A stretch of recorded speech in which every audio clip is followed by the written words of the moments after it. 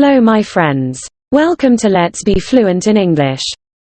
Today we are going to talk about the phrase get some kip. What does it mean? How to use it in sentences. The phrase get some kip means to get a short sleep.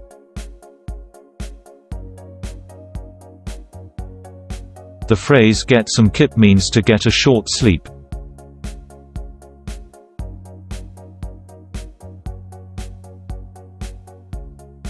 I want to get some kip.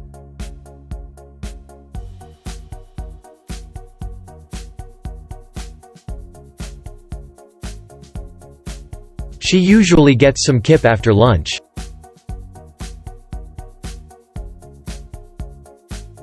He got some kip after work.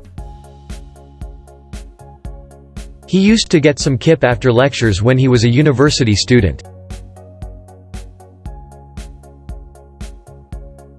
Kevin got some kip after work. Emma likes to get some kip after work.